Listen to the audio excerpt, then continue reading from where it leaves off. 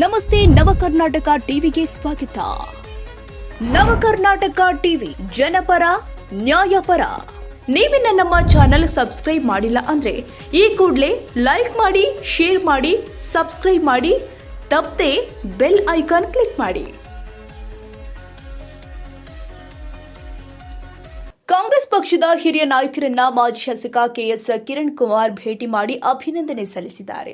ಬೆಂಗಳೂರು ನಗರದ ಸದಾಶಿವನಗರದಲ್ಲಿ ಇರುವ ಗೃಹ ಕಚೇರಿಯಲ್ಲಿ ಅಖಿಲ ಭಾರತ ಕಾಂಗ್ರೆಸ್ ಸಮಿತಿಯ ಅಧ್ಯಕ್ಷ ಮಲ್ಲಿಕಾರ್ಜುನ ಖರ್ಗೆ, ಕರ್ನಾಟಕ ಪ್ರದೇಶ ಕಾಂಗ್ರೆಸ್ ಸಮಿತಿಯ ನೂತನ ಅಧ್ಯಕ್ಷ ಬಿಕೆ ಹರಿಪ್ರಸಾದ್ ಹಾಗೂ ಉಪಮುಖ್ಯಮಂತ್ರಿ ಮತ್ತು ಕಂದಾಯ ಸಚಿವ ಜಿ ಪರಮೇಶ್ವರ್ ಅವರನ್ನ ಮಾಜಿ ಶಾಸಕ ಕೆಎಸ್ ಕಿರಣ್ ಕುಮಾರ್ ಅಭಿನಂದಿಸಿದರು. ಇದೇ ವೇಳೆ ಪಕ್ಷದ ಸಂಘಟನೆ, ಬಲವರ್ಧನೆ, ರಾಜ್ಯದ ರಾಜಕೀಯ ಬೆಳವಣಿಗೆಗಳು ಹಾಗೂ ಮುಂಬರುವ ದಿನಗಳಲ್ಲಿ ಕಾಂಗ್ರೆಸ್ ಪಕ್ಷವನ್ನು ಇನ್ನಷ್ಟು ಬಲಪಡಿಸುವ ಕುರಿತು ನಾಯಕರೊಂದಿಗೆ ಚರ್ಚೆ ಮಾಡಿದ್ದಾರೆ.